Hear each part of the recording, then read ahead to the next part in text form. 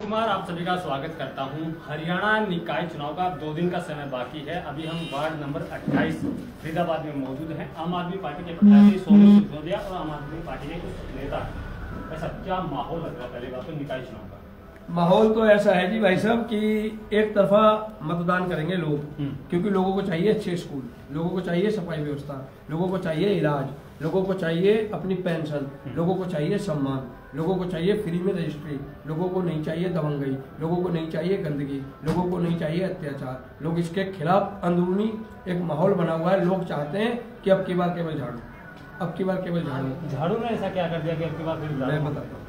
झाड़ू, मैं आम आदमी पार्टी से प्रवक्ता हूँ, और जब हम दोनों भाइयों ने 3 साल में जो अभी हम अपने काम पे बोल रहे थे, हमने यहाँ पर, हम सरकार में नहीं है, यहाँ हमारा एक पार्षद भी नहीं है, परंतु एक कार्यकर्ता होने के नाते हमने यहाँ 50% समस्याओं का समाधान करवाया है झाड़ू ने इस क्षेत्र के अंदर। सफाई व्यवस्था की बात हो, मैंने सफाई वाले सस्पेंड कराए, उन पर कार्रवाई की, और दर्जनों बार क्या सैकड़ों बार कार्रवाई की। मेरे पास एक एक कंप्लेंट पड़ी और एक काम का फोटो है। दूसरी बात, हमने यहाँ अस्पताल के लिए भी सीएम साहब आए, हमने ज्ञापन दिया, घेराव किया। हमने कई बार यहाँ के मंत्री जी को भी काले झंडे दिखाने का काम किया। हमने हमेशा आवाज उठाई। हम विपक्ष में हैं, यहाँ भी विपक्ष वाला क्या करता, अपनी आवाज उठाता। यहाँ बंद स्कूल पढ़ा है, हमने उस पर आरटीआई लगा रखी है, स्कूल को खुलवाएंगे, सड़क बनवा रखी है, बिजली की लाइन बदलवा रखी है। आम आदमी पार्टी ने यह काम यहाँ पर किया। इसीलिए लोग चाहते हैं कि जो आवाज उठा रहे हैं बिना किसी पद के भी, अगर हम उनको चुनेंगे तो वो अच्छा काम करेंगे, इसीलिए लोग विश्वास लेके। सीएम साहब कह रहे हैं कि ट्रिपल इंजन की सरकार ही विकास कर सकती है। ट्रिपल इंजन लगा लो या 8 इंजन लगा लो, इनके सारे इंजन तो आपस में लड़ते हैं। अच्छा। किशन पाल ने जिसको टिकट दिला दी, उससे राजेश नागर के कैंडिडेट लड़ रहे हैं। भाजपा से लड़ रही है, आम आदमी से कोई लड़ाई नहीं है। भाजपा, आम आदमी पार्टी ने अगर इतना अच्छा विकास किया, आप प्रवक्ता भी है, इतना अच्छा विकास किया, तो फिर दिल्ली से साफ कैसे? हाँ साहब, दिल्ली से बहुत बढ़िया बात करी आपने, हम जवाब देंगे आपको। दिल्ली में चुनाव भाजपा नहीं लड़ रही थी, दिल्ली में चुनाव ईडी, सीबीआई, दिल्ली पुलिस लड़ रही थी साहब। मात्र 2% मतदान में अंतर आया है। और रही दिल्ली की बात, तो साहब मैं दिल्ली में स्कूल में पढ़ा हूँ, मेरे घर चलिए, मैं कह रहा हूँ आपके सभी भाइयों का आना फ्री, जाना फ्री और खाना फ्री। अगर दिल्ली का विकास नहीं दिखाया मैंने केजरीवाल का, अब भी और भाजपा के 50 आदमियों को भी ले चलना आप अपने साथ में, उनका भी खाना पीना फ्री, बस का किराया फ्री, मैं अपनी तरफ से ले जाऊंगा साहब। अगर विकास का काम नहीं दिखाया तो ये पट्टा उतार के आम आदमी पार्टी का रख दूंगा आपके सामने, छोड़ दूंगा पार्टी। चलिए मैं दिखाता हूँ विकास। और विकास क्या दिखाऊंगा आपको? मेरे घर, मेरे वहां मोहल्ले में चलना, मेरे वहां क्षेत्र में चलना, मैं आपको सीसीटीवी दिखाऊंगा। कोरोना काल में जो गरीब आदमी थे 5-5 हजार रुपये, उनके अकाउंट की स्टेटमेंट दिखाऊंगा। और आपको दिखाऊंगा कि केजरीवाल ने कैसे वहां बिजली के लोगों के 200 यूनिट फ्री किए थे, बाकी गरीब कमजोर आदमी के लिए। कोठी वालों को जरूरत नहीं है 200 यूनिट फ्री की, गरीब आदमी को जरूरत है। और कैसे हमारी माँ बहनों का किराया वो ये कह रहे हैं कि अगर आम आदमी पार्टी के या किसी और पार्टी के कैंडिडेट अगर जीत के आते हैं तो वापस वो भारतीय जनता पार्टी पर आरोप लगाएंगे कि वो ऊपर से फंड नहीं दे रहे, इसलिए हम काम नहीं कर पाए। ऐसा है साहब, काम फंड नहीं देंगे, हम जीत के आएंगे, अंतर्यामी। एक मिनट, अरे मैं बताऊं, भाजपा वाले तो वैसे भी पर्ची वाले बाबा की शरण में रहते हैं, तो वो पहले ही एडवांस में पर्ची निकाल लेते हैं। जबकि भाजपा वाले कहते हैं तुम हार जाओगे, हम जीत जाएंगे। जबकि भारत का इतिहास है कि अगर कोई सबसे ज्यादा चुनाव हारा तो भाजपा हारी है, सबसे ज्यादा कोई बलात्कारी नेता है तो भाजपा में, सबसे ज्यादा भ्रष्टाचारी है तो भाजपा में, दल बदलू नेता है तो भाजपा में। कांग्रेस मुक्त बना रहे थे, सारे कांग्रेसियों को भाजपा में ले लिया, सारे धोखे नहा धोके पाक साफ हो गए। या अभी कल हमारे सरपंच साहब को ले लिया, तो यहाँ पाक साफ पहले बहुत आरोप लगाते थे वो दबंगे गुंडा है, बदमाश है, अब वो भगवान राम का दास हो गया। पहले कि अगर यहाँ जीत गई ना आम आदमी पार्टी तो वैसे आरोप लगाएंगे जैसे दिल्ली में एलजी प्रस्ताव पे आरोप लगाते। ऐसा है जी, आम आदमी पार्टी, देखो मैं बताऊं, दिल्ली का शासन, दिल्ली का जो शासन है वो 3 आदमियों में बटा हुआ है। अगर आप पत्रकार हो तो आप पढ़े लिखे और आप जानते हो, मुझे ये बातें कहने की जरूरत नहीं है। केंद्र के, एलजी के और मुख्यमंत्री के।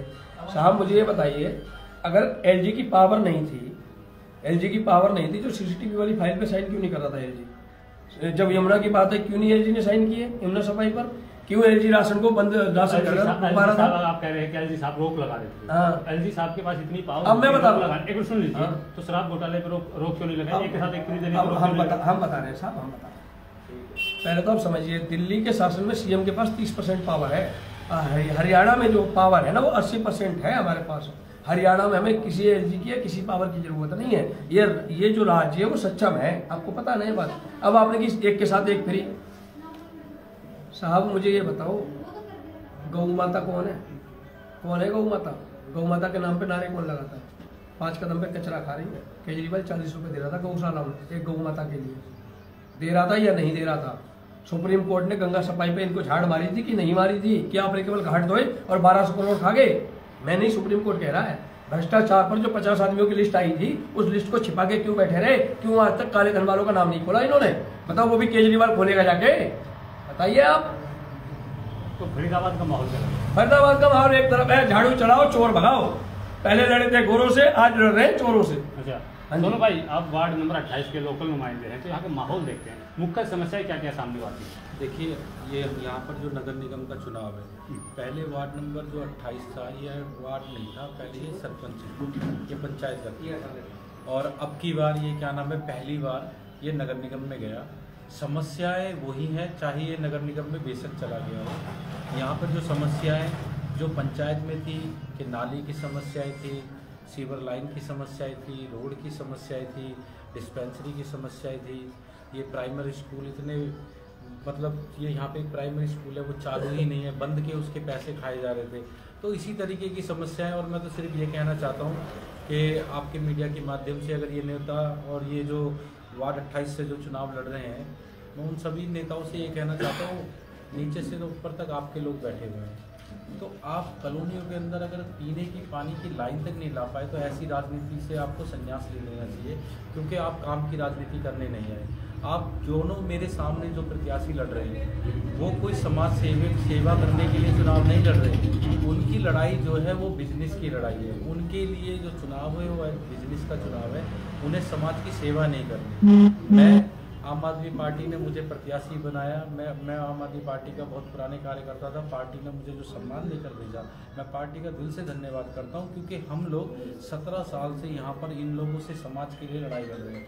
हमारा कसूर क्या है, मैं आपसे पूछना चाहता हूँ और वार्ड की जनता से पूछना चाहता हूँ, हमारा कसूर क्या है? क्या हमारा कसूर ये है कि हम इनको वोट दे के जिताते हैं?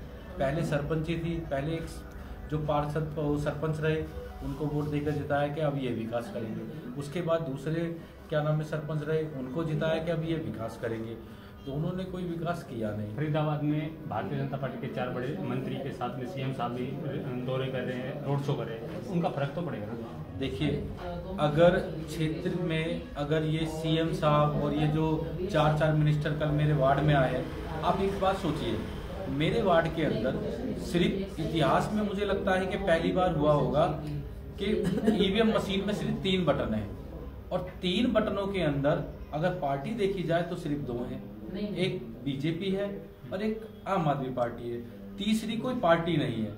अगर आम आदमी पार्टी को, आपके साथियों का नाम आप भूल जाते, कांग्रेस वालों का तो नहीं है, उन्होंने विड्रॉल कर लिया, बटन है ही नहीं। कांग्रेस वालों ने बीजेपी को समर्थन कर दिया, जो कांग्रेस के प्रत्याशी थे उन्होंने अपना पर्चा वापस कर लिया और वो बीजेपी को समर्थन कर लिया।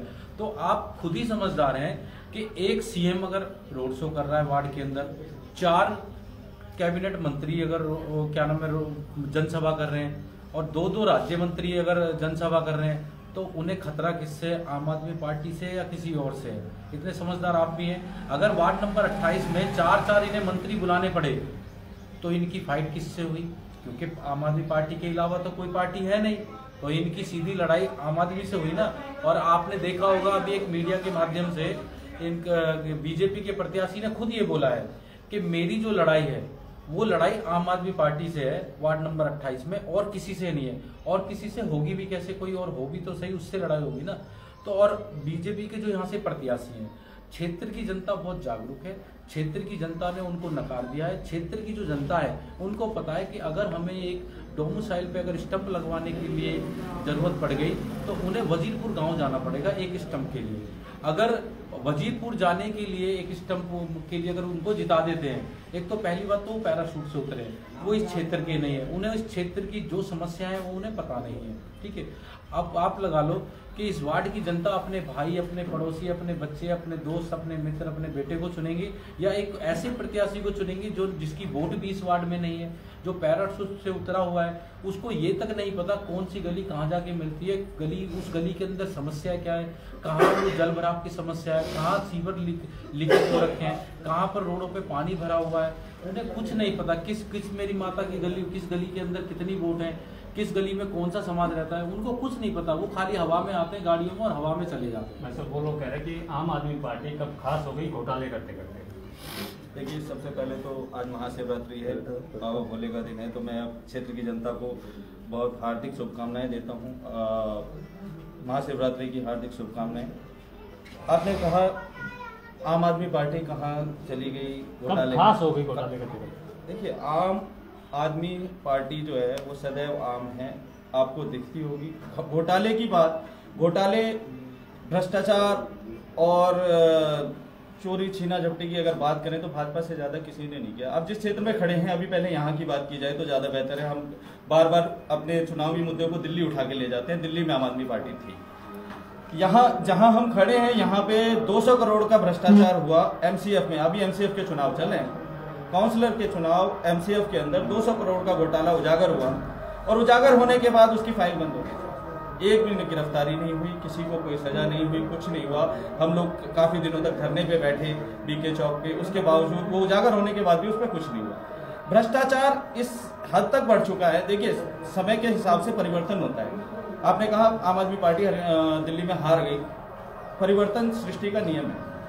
आज हम हैं, कल कोई और होगा, परसों कोई और होगा। अगर मैं भी, आज हमारा कैंडिडेट जीत के आता है और यहाँ पे अगर अच्छे काम नहीं करता है, या फिर जनता को ऐसा लगता है, देखिए समस्या एक तरफ से नहीं है, हम अपनी बात पहुंचाने में अगर सक्षम नहीं है जनता तक, तो भी वोट परसेंटेज गिरता है। और वोट परसेंटेज कितना गिरा सर? 2%। 2% वोट परसेंटेज गिरना कुछ भी नहीं होता। 2% वोट के कारण हम हारे। उसमें भी बहुत सारी मशीनरी, टूल किट काम कर रही थी। टूल किट की वजह से भी बहुत सारे चेंजेस आए, लोगों का विश्वास तो वहीं का वहीं था। लेकिन ये घोटाले उजागर करना, जेलों में डालना और जब दबिश बनाना, बहुत सारी चीजें, तो इन चीजों का कोई फर्क नहीं पड़ता सर। घोटाले की अगर बात कहूँ तो घोटाले सबसे ज्यादा हमारे फरीदाबाद में है। सबसे बड़ा कूड़े का अंबार बन गया है फरीदाबाद। और हमारी मुख्य जो समस्या है ना, पूरे फरीदाबाद की अगर कहूँ तो सबसे बड़ी समस्या कूड़े के ढेर हैं। सबसे पहला काम यदि हम कुछ करेंगे तो कूड़े के ढेरों को हटाने का, गली गली कूड़े की गाड़ियों को घुमाने का काम हम करेंगे। उसके बाद दूसरी समस्याओं की। भाई साहब, आपसे एक आखिरी सवाल है। संजय सिंह ने विधानसभा चुनाव के टाइम में कहा था कि सत्ता आए न आए, सत्ता की चाबी हरियाणा की हमारे हाथ रहेगी। लेकिन हरियाणा में भी साफ, दिल्ली में भी साफ, तो अब निकाय में कहाँ रह जाएगी? हरियाणा में भी आप सभी सम्मानित पत्रकार साथी ये कह रहे थे कि कांग्रेस की सरकार आ रही है। सभी चैनलों ने, सारे एग्जिट पोल ने दिखाया कि कांग्रेस सरकार बन रही है। अब भारतीय जनता पार्टी निष्पक्ष चुनाव नहीं लड़ती। भारतीय जनता पार्टी दुनिया में सबसे ताकतवर देश अमेरिका तो चुनाव कराता है बैलेट में, और हमारा देश चुनाव कराता है। मतलब आप लोग ये चाहते हैं कि अब ट्रेन का, एयरप्लेन का जमाना है, वापस बैलगाड़ी पे आ रहे हैं? नहीं, बिल्कुल भी अमेरिका को भी आ जाना चाहिए। एक एलन मस्क ने बड़ी हास्यप्रद बात कही थी कि आज 2 महीने से अमेरिका में चुनाव के बाद गिनती चल रही है, और भारत एक ऐसा लोकतांत्रिक देश है जिसने 6 घंटे में 80 करोड़ की वोट की गिनती कर दी। कल भी ट्रम्प का है कि भाई बैलेट में चुनाव होना ही अच्छा है। तो मतलब आज क्या होने लगा? सुनो, निश्चित रूप से हुआ।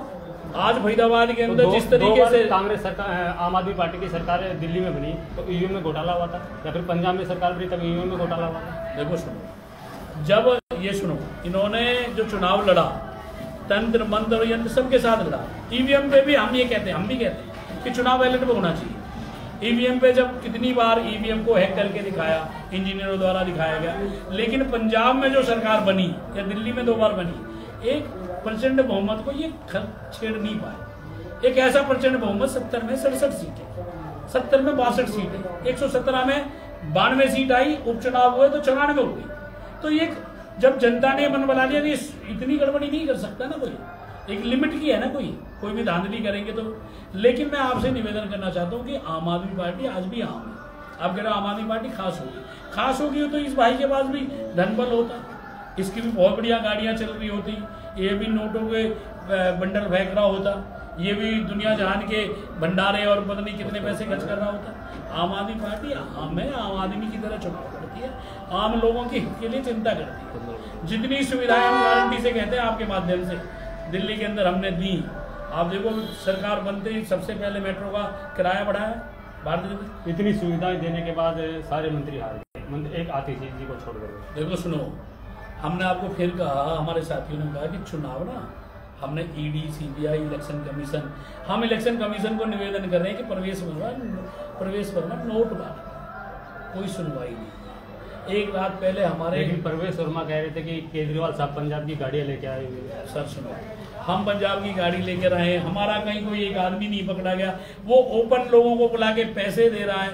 रात में हमारे लोगों को देखो धन बल भावबल हर चीज से प्रताड़ित किया गया, लेकिन फिर भी आप चेक करो वोट परसेंटेज हम 2% मार। ये तो उन्होंने टेक्निकल तरीके से केजरीवाल जी को हराने का काम किया है। किस तरीके से 672 से मनीष सिसोदिया जी हारे, और जहां वोटिंग हो रही थी मनीष सिसोदिया जी ने 2 दिन पहले कहा कि यहाँ से लोग जा रहे हैं, लेकिन कोई सुनवाई नहीं।